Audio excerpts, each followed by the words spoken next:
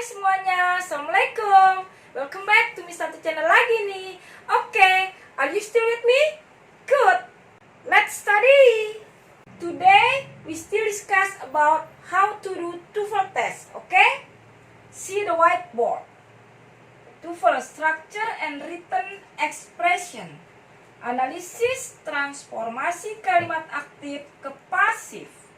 Oke? Remember, aktif dan pasif itu di pelajaran bahasa Indonesia pun sudah ada. Jadi kita cek soalnya. Number 1.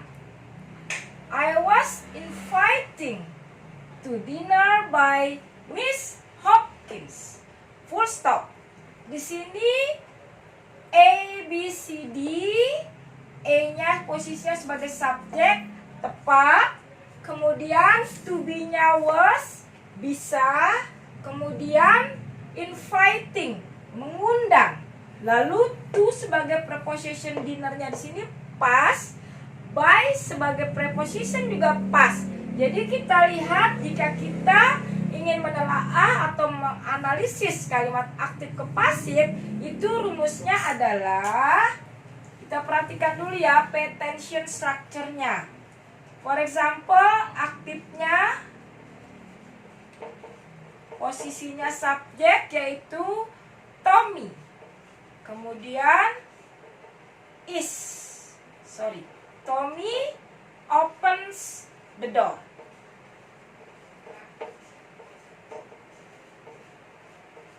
In the morning.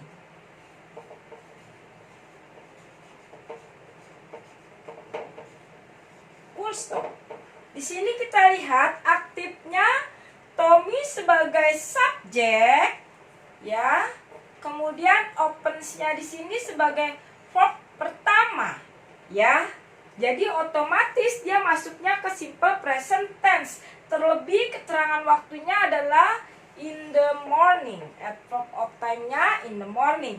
Jadi masuknya ke simple present, ya.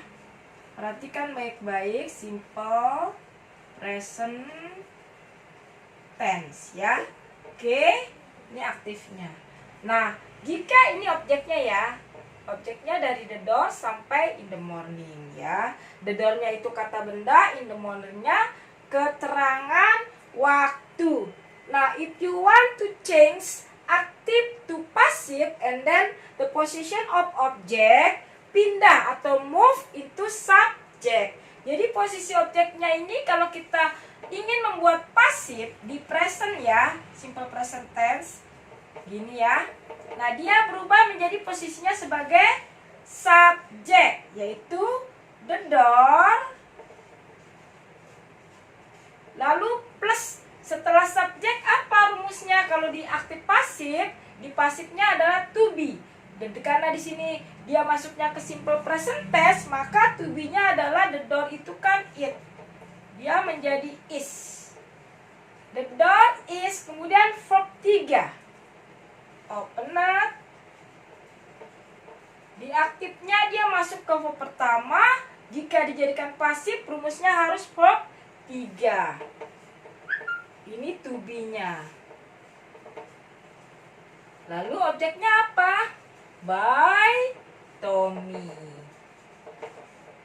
Ya, aktifnya Tommy membuka pintu di pagi hari.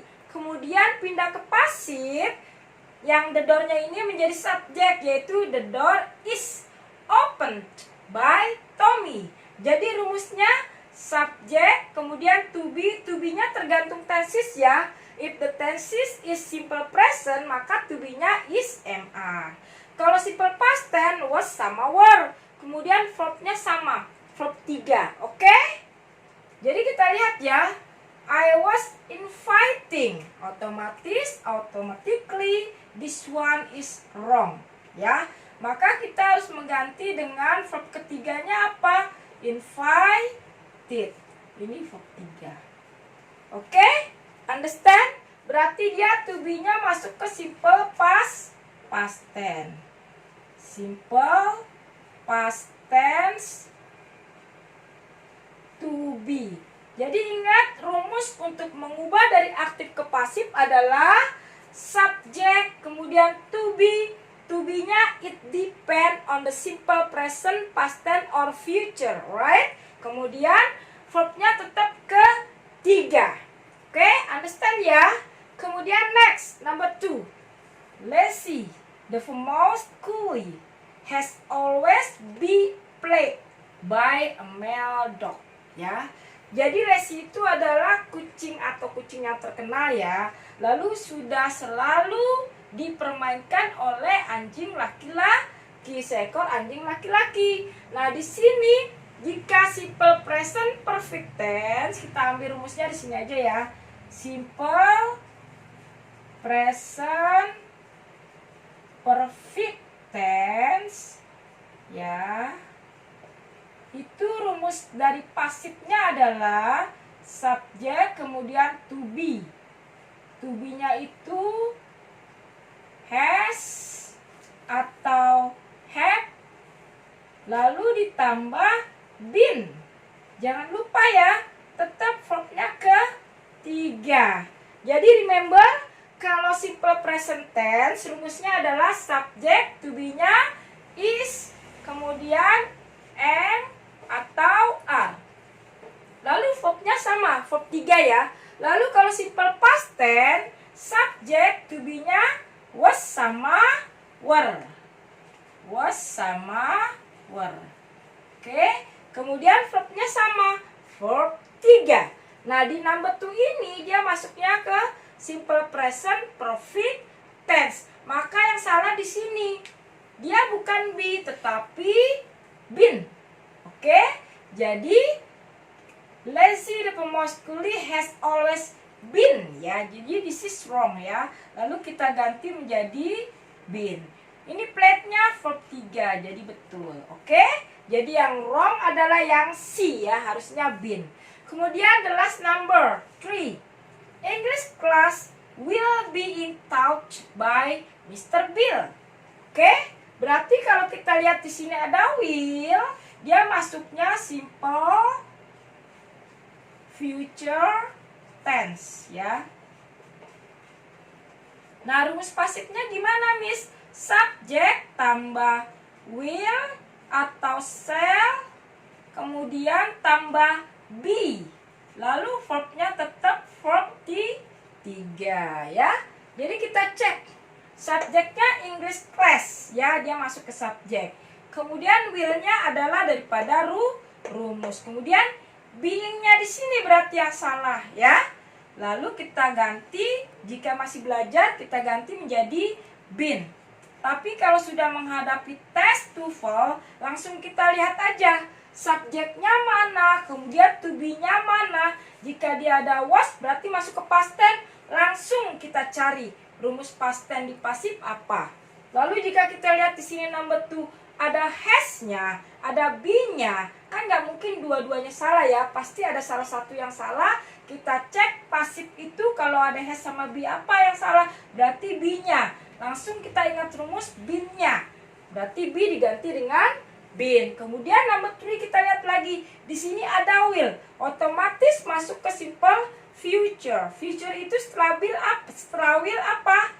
Be ya. Kemudian maaf, di sini bukan been ya, tapi be ya. Sorry. Ini kita ganti menjadi be ya.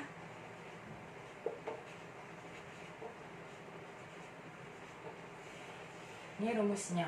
Will, shall, tambah be, verb 3. Ini udah pas ya. Verb 3. Oke, understand? Jadi, saya ingatkan sekali lagi, rumus dari past tense pasif adalah subject, to be, was, were, kemudian verb 3. Present tense, subject, to be-nya is, am, are, lalu verb 3.